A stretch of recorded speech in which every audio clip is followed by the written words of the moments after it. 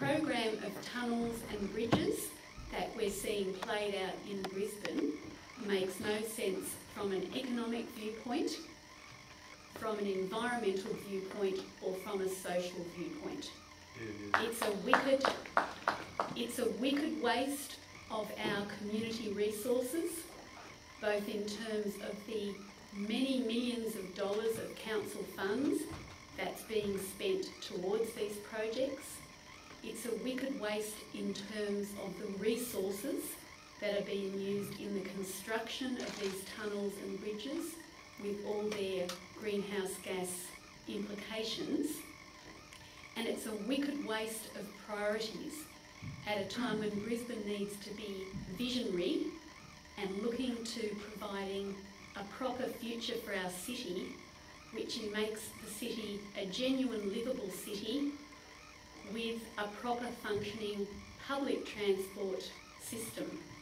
So the Northern Link is part of that crazy nightmare of tunnels and bridges.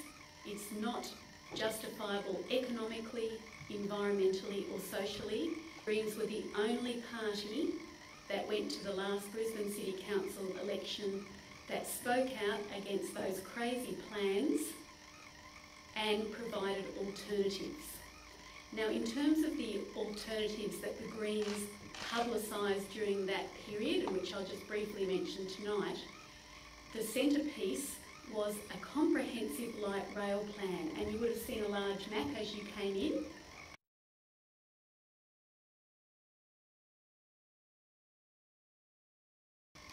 That included a number of arms. It would have been built over a period of between 10 and 15 years, and the price would have been between $1.2 and $3.7 billion, for which the Greens acknowledged that, as with these tunnel projects, it would be necessary to have contributions from the state government and the federal coffers, as well as Brisbane City Council funds. So that is the sort of change that Brisbane needs so we can have a healthy community, a healthy environment and sound and sensible finances. So I really encourage everyone here to think about that alternative vision for Brisbane that we need when confronted with the nightmare of the Northern Link project. Now, in terms of the tunnels and bridges themselves, I'm from the West End area, and over the last 4 or 5 years we've had various high-density local plans proposed for our area, and we've also had the Hale Street Bridge, which will impact on our area. Now, as a local resident, very actively involved, as Kim would know, in putting forward, in gathering community views, bringing them to council, bringing them to the Labor Party, talking to the Lord Mayor, my conclusion from that process was neither the Labor Party or the Liberal Party cared a hoot, even if you got 1,000 submissions in. They didn't change one thing in response to our submissions on our local plan, and they, both Labor and Liberal, voted for the Hale Street Bridge. So I came from that process highly dissatisfied, aghast at the lack of respect for democracy by both the Labor and Liberal parties, and so I decided to give everyone the chance to elect me Lord Mayor, but you missed your chance. With the escalating price of fuel, it will become increasingly apparent that these are just crazy projects to even the most politically disinterested people. Now, from a greenhouse gas perspective, there have been a task force set up by Brisbane City Council, and Brisbane City councillors did endorse proposals to slash greenhouse gas emissions by 2026. So there's been some interest in greenhouse gas emissions by Brisbane City councillors. But I in fact went into the figures and looked at how much greenhouse gases were coming from various sectors, from residential, from transport, from commercial and industrial.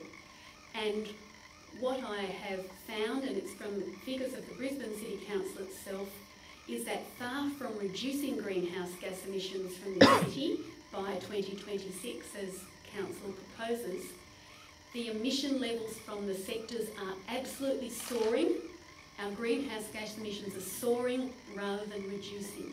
And the sector where we're seeing the most rapid increase is the transport sector. And that's being caused because, as Tristan mentioned, we're going to have more people in the city, more of them will own cars, and the kilometres travelled will increase. And tunnels and these road projects will just make that a worse and worse nightmare of skyrocketing greenhouse gas emissions.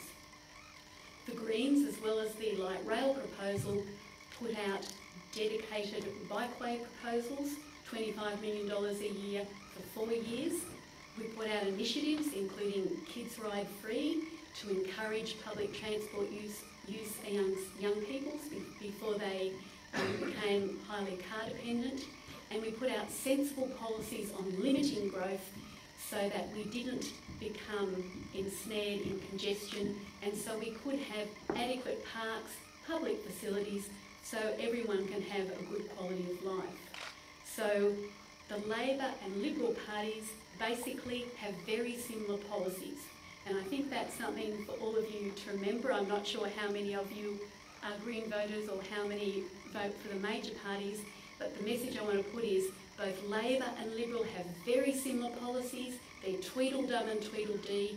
Only the Greens put forward genuine alternatives rather than puttying together what they thought might be popular for the next year or two. Labor and Liberal policies are very short term, and only the Greens are actually looking for a visionary future. The Greens trenchantly oppose these tunnels and bridges. They're completely against Northern Link. We need instead to have clean transport solutions for Brisbane's